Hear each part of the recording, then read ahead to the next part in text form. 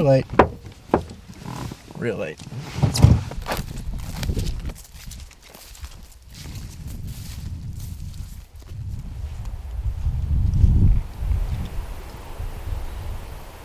that one there too.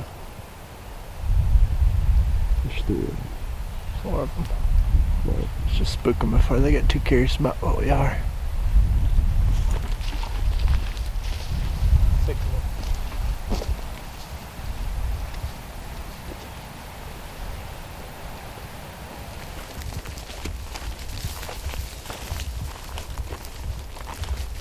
I think we might just walk straight in and set up on this trail.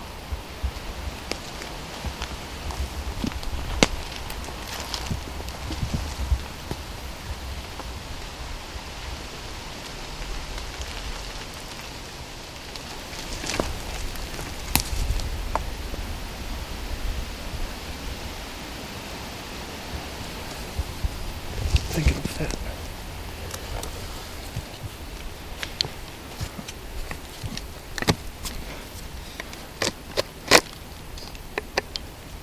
Can't see anything, but we can shoot.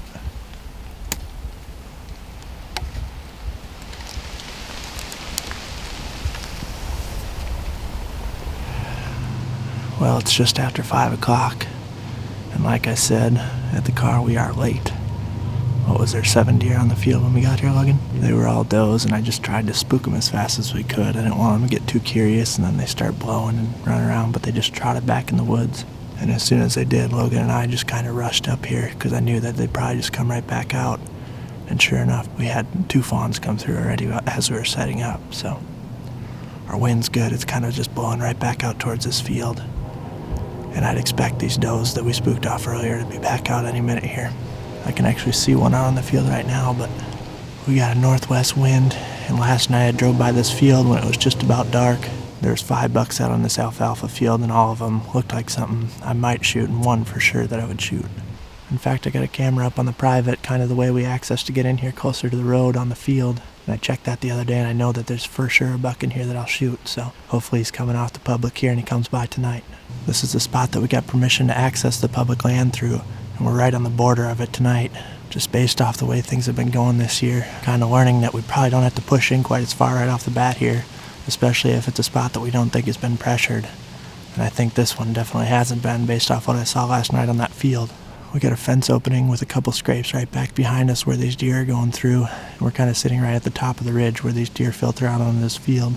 We got this drainage to our east that kind of pinches them up within 20 yards.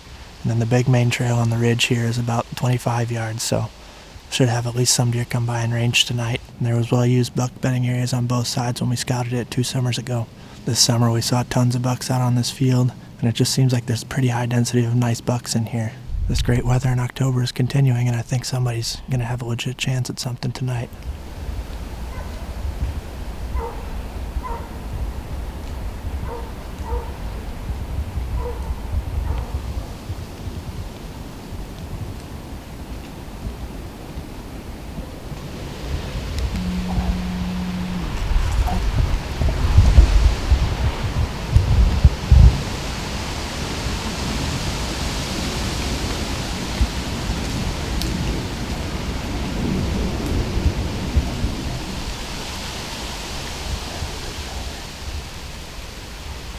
Like I can see your eyes are like perfect.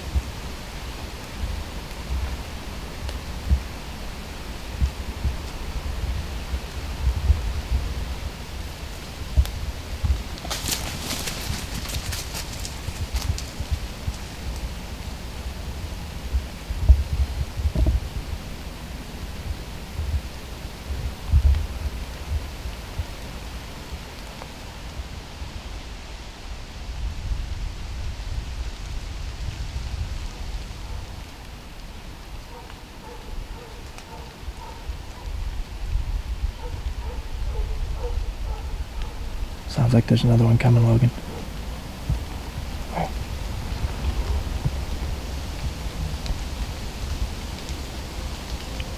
Right here, Logan. Nice buck, nice baby shooter. Oh yeah.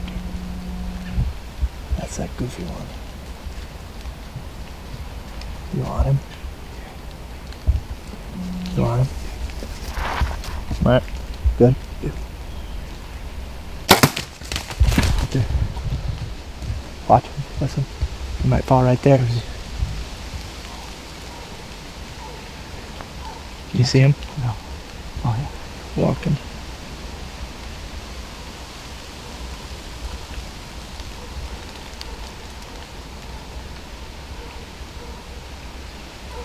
Still see him? Yep.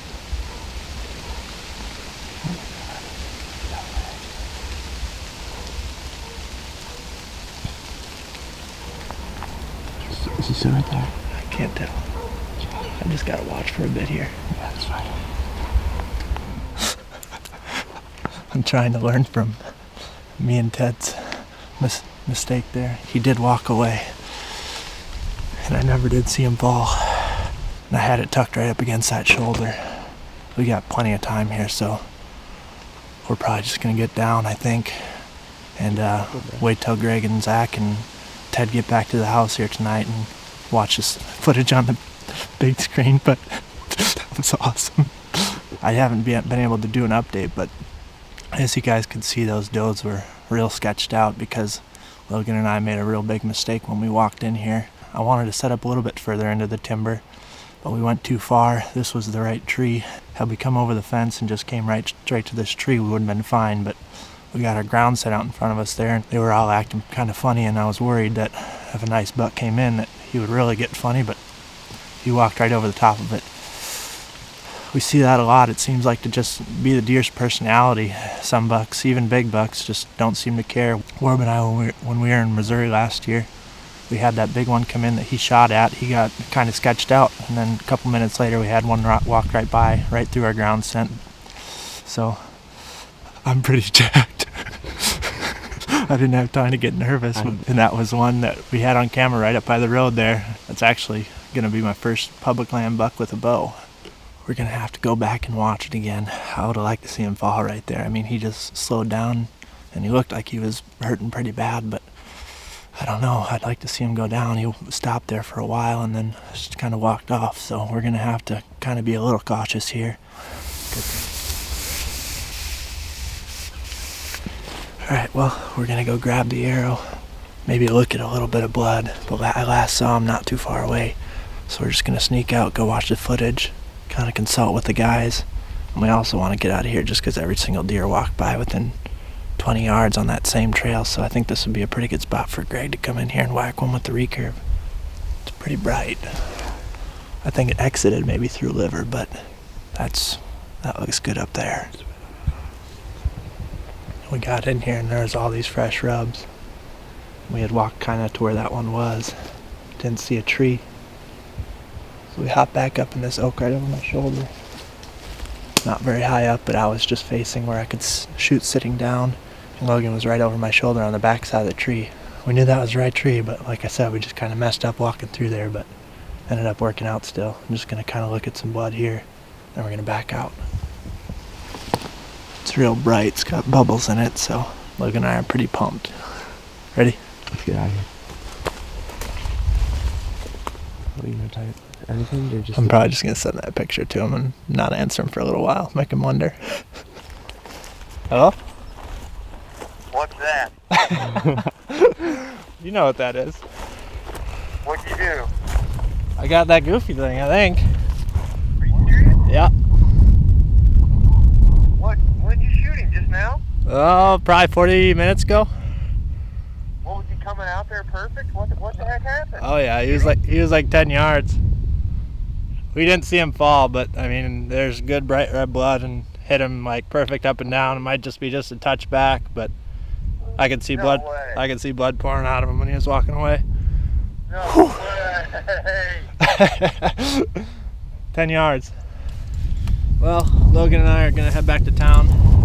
I think Mindy's got some food, but we're gonna be tracking tonight, so hopefully she's got it done so Logan and I can eat. And then when everybody else gets back, we'll be back out here. So we'll see you at the house.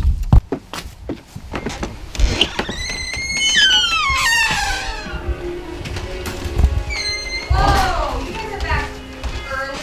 Yeah. I'm not ready. Ready? But I'll get cookies. Well, better get ready, because we gotta go track. Are you serious? Nice! I told Greg when he left, I was like, you know they're gonna shoot one tonight because it's cold and rainy, and it's probably like 5 miles back in there. No, he ain't too bad. Oh, good. Unless he ran real far, which I hope not. Okay, well now I don't know what to do. You might as well make it. I think we can Okay. probably eat Yeah, quick. we'll eat. It's cold enough out that we probably... The other guys know Yeah. too? Yeah. Okay. Yep. Yeah. I hope. There's a lot of blood. It's just I'm to the point now where I'm just wondering because he was quartered to a little bit. Whoa, coming in close. Yeah. Coming in hot. Would have been perfect for your recurve tonight. Every year did that. Oh.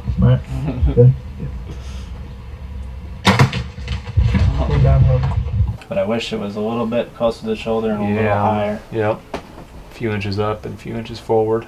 I didn't know he was quartered to that much when I shot. But Not I'm as also a little quartering bit to. to the right. It's not as quartering to as I thought. And we're but low yeah. in the tree, so like the angle's Mm-hmm. good. The back of the left lung. That's what I thought too. Probably liver, And there was, stomach matter. there's Yeah. like half the top half of the arrow was bright red and the bottom Yeah. half of the arrow was... Yep.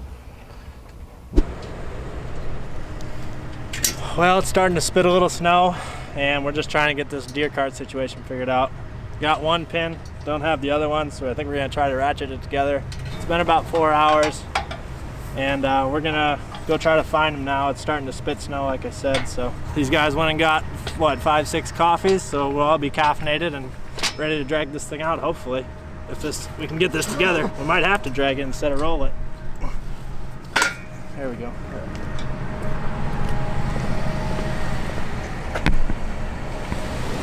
Hey there folks, we're loaded up, we got hot coffees.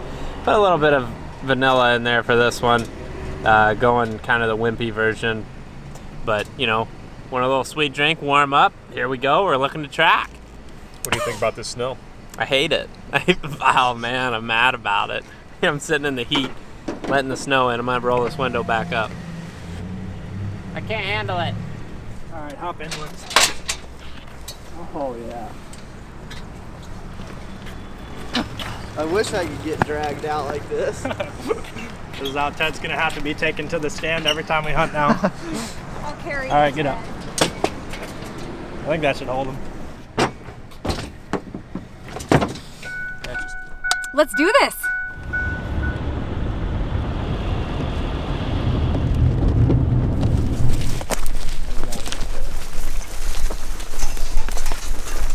Well, we're gonna start slowing down now. I think it's just gonna be me and somebody else kind of working up front, and then everybody else will stay with last blood. Lighted Knox right up there, and the blood just went pretty much straight north, and I could see him for 80 yards, so we got a pretty good idea of where he went.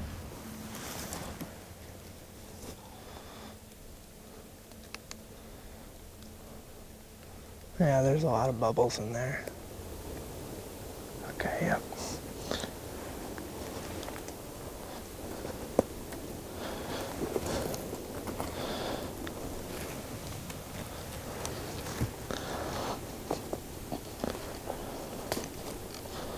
Bunch of it here. I see his track right there, and blood.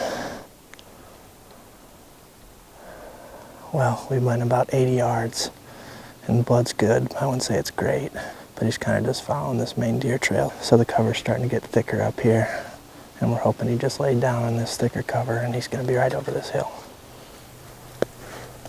There's some blood here.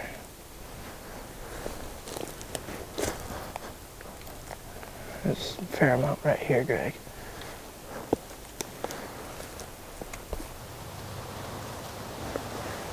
Some more blood here.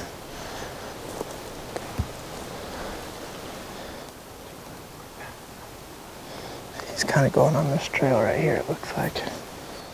I'm just going to start tracking it so we know where we've been.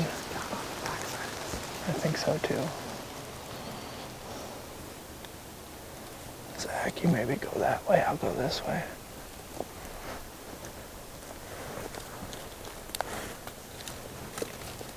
We got some here.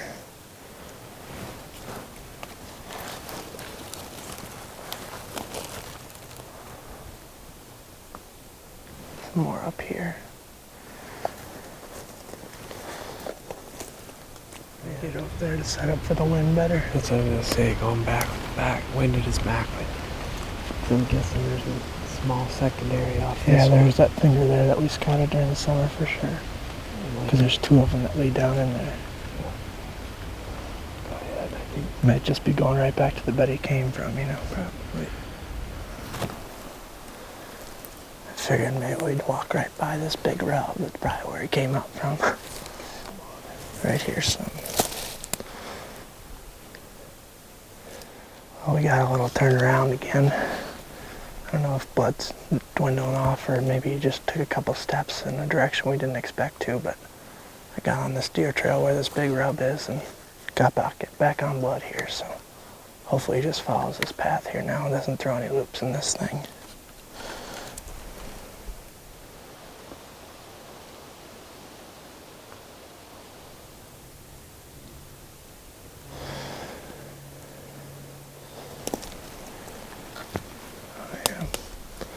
That's fine, Greg.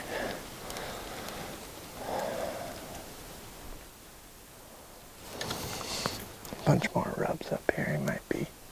This might have been where he was bedded and gonna bed back down, hopefully.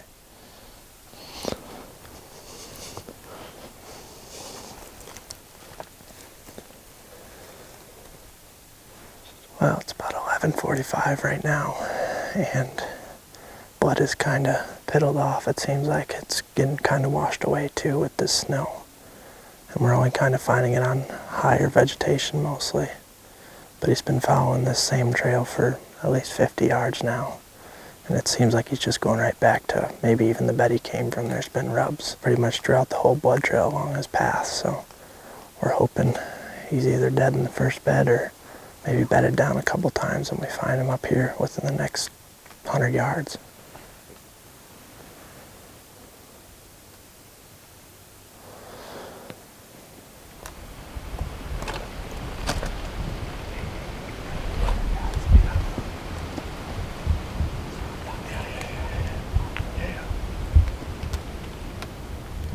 Well, it's been 7 hours now, and since the last time we updated you, we walked another 40 yards maybe.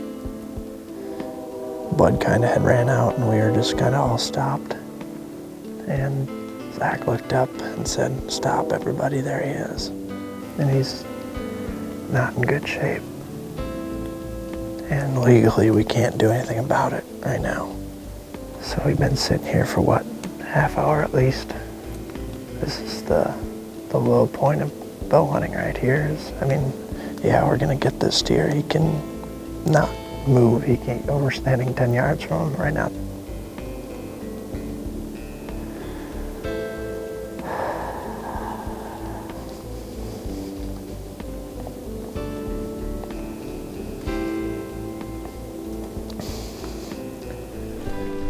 Well, it's been about a half hour and pretty sure he just expired. I'm just gonna go check and make sure here though.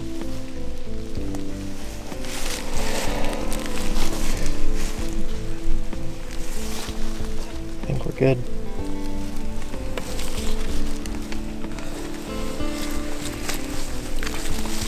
Well, congratulations, Jake. Yeah, thank you.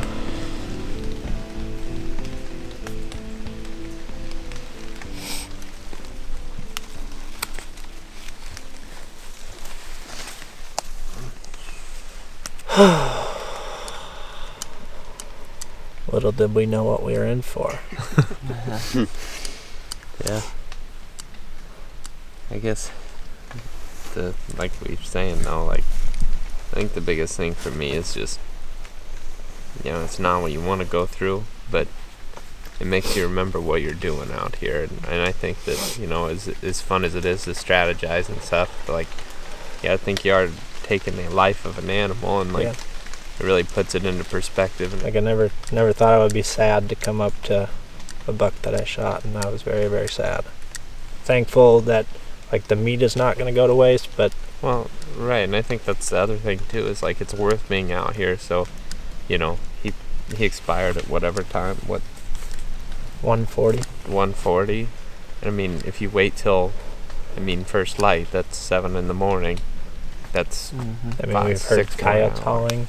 There's coyotes everywhere out here, and there's coyotes pretty much across the Whitetails range pretty heavily at this point. So, it's, I guess we take a lot of pride in trying to get to these things and making sure they're not going to go to waste. And everything happened so fast, and I did think he was more broadside than what he was when I shot, but.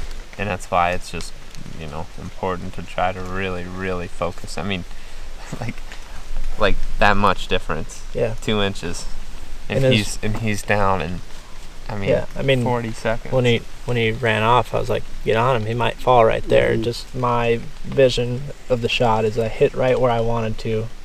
I never had any doubts that we were gonna find him. I guess it was just as time went on, I was kind of fearing that what happened was gonna happen, or we weren't gonna find him until tomorrow morning, and coyotes get him. I mean, it's just, I guess it's just what we're dealing with out here. Just one. Clip one. Through the diaphragm. Through the middle Liver. of that. One lung, liver, gut.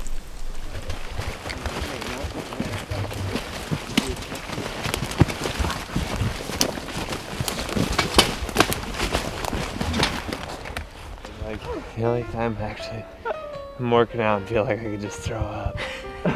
Like I don't feel good. I might throw up. I'm super exhausted.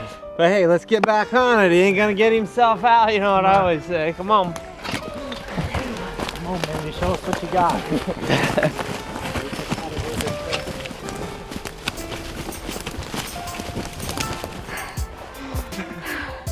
How far are we? We're about 1/20th of the way. Well, the old ratchet trap didn't hold up, so luckily we have Mindy here, and she's pretty much just carrying the backside. And I don't know what exactly Ted's doing, but he's back there too. For sport. Come on, Mindy, come on.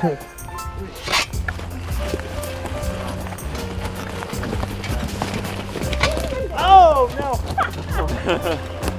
Okay.